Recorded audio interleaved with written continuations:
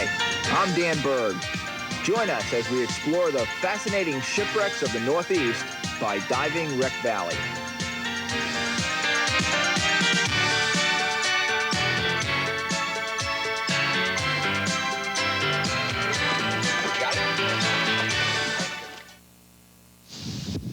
Welcome to Dive Wreck Valley. Today we're in Manasquan, New Jersey. We're going to be diving with Captain Steve Naglewitz aboard his charter dive boat, the Diversion 2.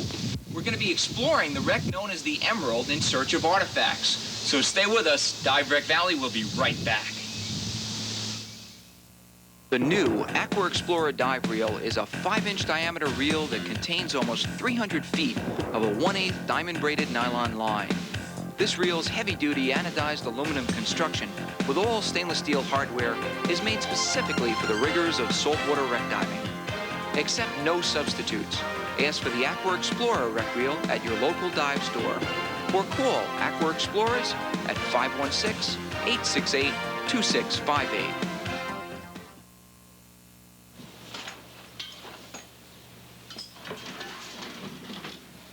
The Wreck Valley dive team arrives in Manasquan, New Jersey at 6:30 a.m. on a Saturday morning. We begin to load our dive equipment aboard the charter dive boat Diversion 2. We've never visited the Emerald wreck before and are all keeping our fingers crossed for some good visibility and artifacts today. As with most local wrecks, visibility can change dramatically depending on recent weather conditions, and we're just hoping for some good conditions today. Working with me to film today's show is my friend and dive partner Rick Schwartz, cameraman Mike McMeekin, and divers Lou Schreiner and my nephew Donovan Berg. Joining us is Captain Steve Naglewitz, who owns and operates the Diversion 2. I usually prefer to hook up my regulators before having to deal with the sometimes rough conditions offshore. Today I'll be utilizing twin Sherwood 120 cubic foot Genesis tanks, which will provide more than an adequate air supply for the planned duration of our dive to the Emerald wreck. Once all our dive gear is safely and securely stored, it's time to cast off and be on our way. The Diversion 2 is a 45-foot Harkers Island wooden charter boat that runs out of Manasquan Inlet, New Jersey. This location allows the captain to choose from a wide assortment of shipwreck destinations. The Diversion 2 is powered by a single 871 Detroit diesel and cruises at 12 knots. The Diversion 2 runs 7 days a week from the end of April through November of each year. Today, Captain Steve has charted a course that will take us 12 miles and only an hour and a half to reach the Emerald wreck. The Emerald sits off Manasquan Inlet in an area we know as Wreck Valley. As we cruise through Manasquan Inlet, we can see that it's not exactly a picture-perfect day. The weather forecast calls for fog and overcast conditions with the chance of showers. The sea conditions, however, are flat calm, with only a mild breeze blowing lightly out of the southeast. The group on board the Diversion consists of novice and experienced divers alike. Novice divers will enjoy the Emerald wreck's relatively shallow depth, while experienced wreck divers like to dig through her remains to search for artifacts dating back to the 1860s. Nobody really knows much about the history of the Emerald. Nobody even knows if the Emerald is its real name. Actually, I think there are a few people who know how the Emerald even got its name. But best as we can determine from some of the artifacts that we've gotten off of it in the ship's construction, it probably sank in the 1860s and built somewhere in the 1850s. It's an old single-piston steam engine, small wreck. Maybe it could have been an old coastal freighter. It might even have been a really large tug, but it was made out of wood. You get down the bottom, it sits upright on the bottom. The engine is the only thing that's a massive structure. It comes up about 15 feet off the bottom. There's a broken propeller shaft. And you can go off a couple hundred yards into the sand and find the rest of the propeller in the broken shaft, and no one's really been able to find much of the pieces of the bow yet. It sits at about 80 feet of water. Now, the artifacts that you take, and you think is part of cargo, or do you think it's just ship's contents? I think it's general cargo, because you generally get bunches of things. People have come up with cases of ginger ale bottles, cases of inkwells, or we've come up with a case of paintbrushes or a case of pencils. So I think it was a general cargo, a lot like the Brunette was. And how far offshore? It's about 11 miles off out of the inlet, about 8 miles off the beach. Captain Steve will locate the Emerald's sunken remains by utilizing the sophisticated electronics aboard the Diversion 2. How hard is this wreck to hook into? Because it's small, it takes a little bit of work. You really have to run it over. You got some good wreckage to tie the hook into? Once he gets down, we'll move the hook and tie it right into the engine. Once the wreck is spotted, a grapple anchor is dropped to snag into the wreck's low-lying, scattered remains. Small wrecks like the Emerald are rarely easy to hook into, but before long the Diversion has snagged into the wreck. It's now time for Rich Breyer, who mates aboard the Diversion, to jump in, descend, and secure the grapple into the wreck. Before long, we're suited up and it's time to take the plunge. Scuba diving is certainly an equipment-extensive sport, but once in the water, the gear is almost weightless. One by one, we each make our way to the Diversion's port side and jump into the clear but chilly Atlantic, eager to see what adventures await us below. Stay tuned. When Dive Wreck Valley returns, we'll be descending to explore the remains of the Emerald wreck.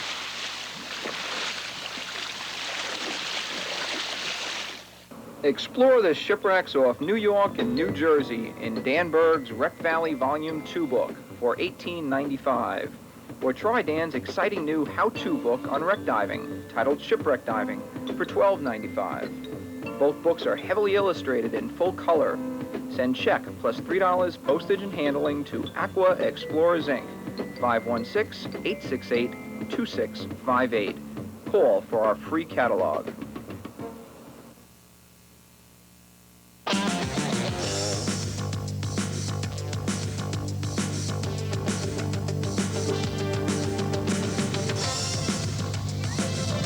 Field tip for repairing a wrist seal in the field. When you finish trimming your wrist seals for the first time, save the little pieces of latex rubber that you have. Then cut a little circle out of them in the form of a patch. Then all you have to have then is a can of glue and a little piece of sandpaper, and if you were to puncture a little hole in this wrist seal, just take the sandpaper, sand down a few times on the wrist seal, get it clean, then sand down the piece of latex, put 3 coats of glue on the patch, 3 coats of glue on the wrist seal, then lay it down, roll it down, and we're back in the water in 15 minutes. As we descend through the translucent Atlantic, we find that conditions are actually quite good today. Horizontal visibility is about 10 to 15 feet, which is more than enough for filming on this fascinating little wreck site. Although visibility is good, the temperature is extremely cold. We're protected with dry suits, but our faces and hands will quickly feel the effects, causing the possible reduction of our planned bottom time. The Diversion's grapple hook has been tied into the wreck, so it won't break free while we're filming below. Our plan today is for Captain Steve to give me a tour of the site. Mike and Rick will test our new torpedo underwater propulsion vehicle, not for propulsion, but for dredging. Once Steve and I have toured the site, we'll settle down in a promising area and dig for artifacts. The Emerald wreck's single engine provides the highest relief on the site and rises a good 15 feet or so off the sandy bottom. The engine is certainly the most easily recognizable landmark on the site. To explore shipwrecks and search the remains for artifacts and lobsters is a fascinating adventure that's only possible through the sport of scuba diving. Divers are a very lucky bunch. The beauty, thrill, and excitement of the underwater world is something that our landlocked counterparts may never truly appreciate. Scuba diving is fast becoming the sport of the 90s. Modern equipment and training methods have made the sport not only safe, but much more enjoyable. If you're not already a certified diver, contact your local dive store today and learn just how easy it is to get certified and start exploring our beautiful underwater world. Just in front of the engine, divers can easily recognize the remains of her 2 broken down boilers. These boilers indicate the site's forwardmost wreckage. Most of the Emerald wreck's remains have given in to the elements of time, collapsing into a pile of low-lying scattered debris. Couple this with the sometimes limited visibility, and it's not hard to realize that navigation around this site can be a little tricky. It's always a good idea to utilize a dive reel whenever you're not familiar with the terrain of a site, or visibility is limited. Fortunately, Captain Steve has spent countless hours exploring this wreck's remains. Using only landmarks, he easily navigates around the site. Mike has just descended to the wreck with the torpedo scooter. While he looks for a likely spot to start digging, Steve and I are still touring her main wreckage.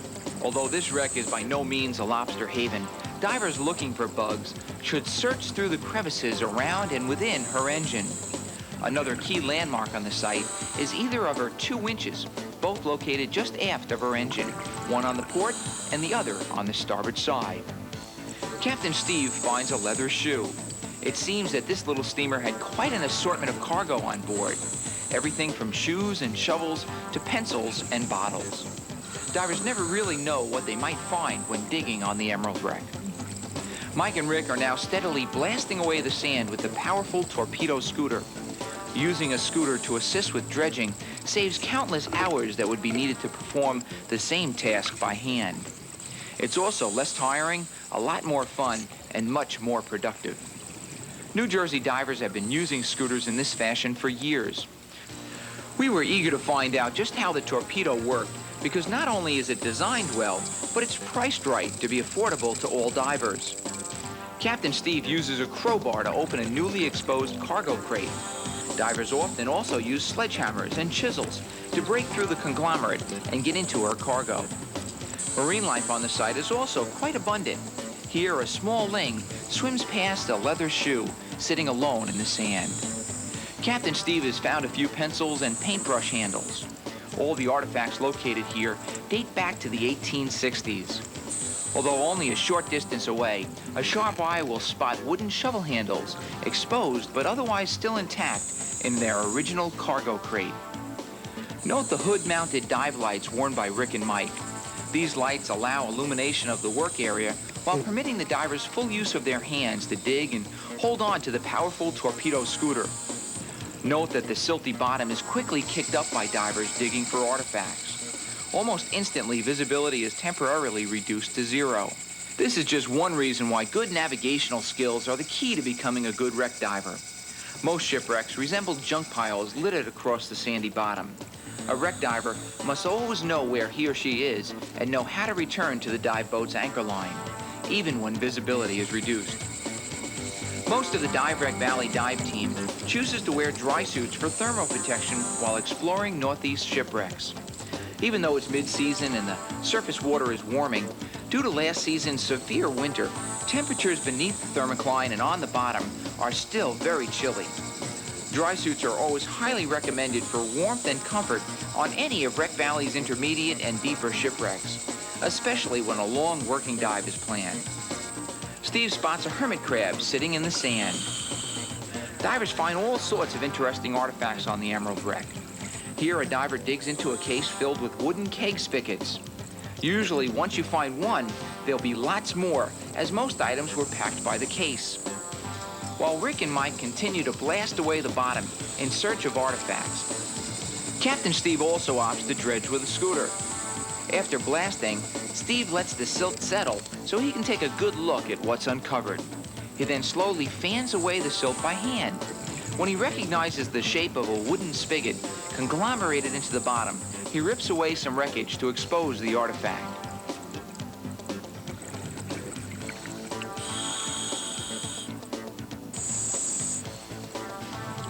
Before long, it's time to start our slow ascent towards the surface. At 20 feet, we stop for a safety decompression hang. Captain Steve hit the jackpot today and literally filled up his bag with wooden wine spigots. These spigots all seem to be in near perfect condition. I'm already planning and looking forward to my next visit to this fascinating little shipwreck. Stay tuned. When we return, we'll be climbing back aboard the Diversion 2 and taking a closer look at the artifacts recovered today.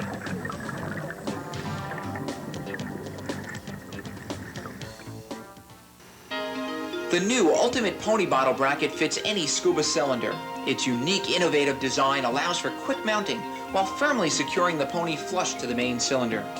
All the hardware attaches to the pony, so additional brackets for each main cylinder are not required. The ultimate pony bottle bracket is available at all Better Dive stores. Call Aqua Explorers Inc. at 516-868-2658 for a catalog and the location of your nearest dealer. 12 minutes on the bottom.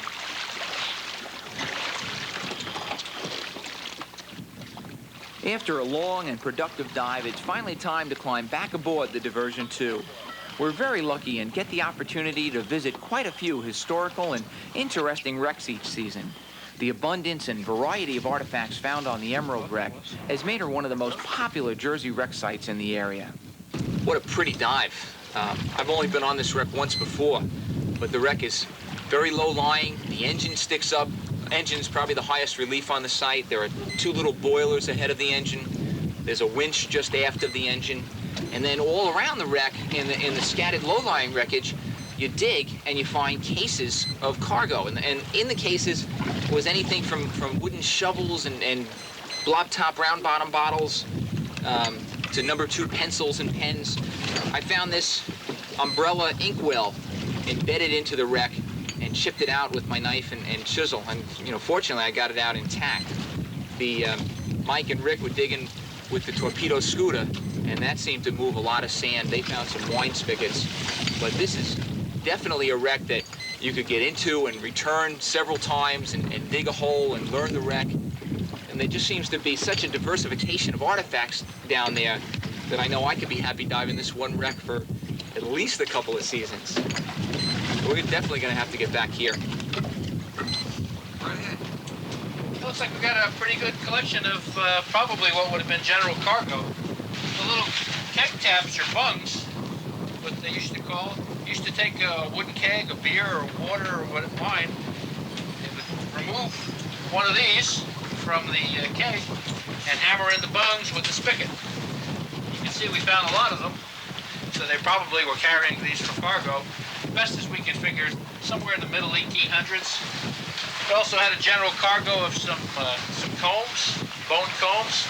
This would have been a mustache, men's mustache comb, or maybe a lice comb. Back then, lice was more of a problem for people. A men's hair comb and a lady's hair pick. That's beautiful. Dan found this really nice umbrella inkwell, and if you hold it up to the light, you can still see some of the ink on the inside. And it was also carrying ginger ale. This was a Lawson Company Belfast ginger ale. And this one had some ginger ale in it, but the cork popped. And what probably was a medicine or syrup bottle. And maybe a lady's size 8. You think that's part of the cargo, Steve? Or there was a whole case of these down there. Ladies' leather shoes. And what was that other thing? Was that a shovel that you brought up? Is that right? Yeah, I think it's around here somewhere. Might be on my book. It was carrying probably general cargo. There were a whole case of shovels. This is just one of the handles that's left. You could probably preserve it if you take the time, but just as an example of some of the things that you can find on it. We also found some pencils. When you were in kindergarten, you wrote with the number 2 pencil, and that's what this says on the side, Smith & Co., New York, number 2. This is when you had to write when you were a little kid in big letters. Fred, where'd you find that about? Found this about 20 yards down current from where you guys were digging. Okay. Laying right alongside the shaft. You think we blew it out with the scooter, or I believe so, because it was not there when I went by earlier on dive 1. just laying on the surface? It was laying right on the surface. Beautiful. What's it made out of? It looks like it's made out of a type of resin, maybe a bone. Beautiful. Whale bone. This one's no good because it's broken. Picky, picky. Picky, picky, picky. Now, Steve, how would you preserve those? Just leave them soak in fresh water. Actually, the easiest thing to do is the most ridiculous, is if you want to keep rinsing it, try and figure out a way to keep rinsing this. So you take off the top of your toilet tank and put it in the tank, and every time you flush, you're rinsing it with fresh water. So You're leaching out the salt from the wood? You leach out the salt, and maybe after 6 months or so, then you can start the process of preserving. There were different sizes, too. Big one, and little ones. Beautiful. And there's a medium size too, but not today. Some nice things. You can see we were into a whole case of cake taps. Gorgeous. Well, perfect. And what were we, on the starboard side or? We were ahead of the boilers on the port side. Port side, okay. Other artifacts that have been recently found on the Emerald Wreck include this intact round-bottom ginger ale bottle, a variety of china dishes, this brass clock, and a case of these beautiful kerosene lanterns. Most Dive Wreck Valley filming trips are scheduled aboard open charter dive boats. So if you're a certified diver with Northeast wreck diving experience and would like to join us, just give a call. We'll be happy to supply you with our upcoming filming schedule, as well as all the necessary charter dive boat contact information, so you can sign up and come along. For further information or a schedule from Captain Steve Nagowitz's charter dive boat Diversion, call 908-477-8404. As Rick photographs our artifacts to be used in a future book project, all on board can already be heard planning for their next day of wreck diving adventure in an area known as Wreck Valley.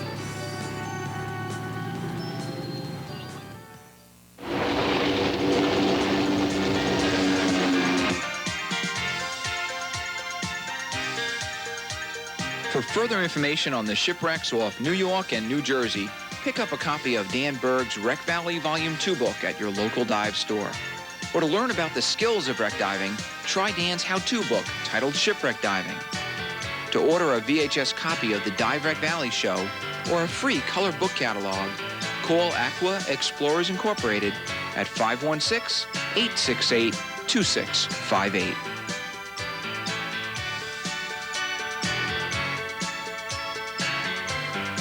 Dan Berg's Dive Wreck Valley is sponsored by Dewey Dry Suits, Sherwood Scuba Equipment, Ultralight Control Systems, SSI Scuba Schools International, Subsalve USA Lift Bags, Torpedo Manufacturing Propulsion Vehicles, Night Rider Technical Lighting and Video, Beneath the Sea, one of the largest expositions in North America, Boston Sea Rovers, the Dive Boat Rebel, Hudson River Metal Detectors, Treasures Unlimited Metal Detectors in each Patchogue, Seahorse Dive Shop in Queens, The Enchanted Diver in Floral Park, Underwater Swimmers in West Haven, and Kings County Divers of Brooklyn. I hope you've enjoyed the show and will join us again as we continue to explore the fascinating shipwrecks of the Northeast by diving in an area known as Wreck Valley.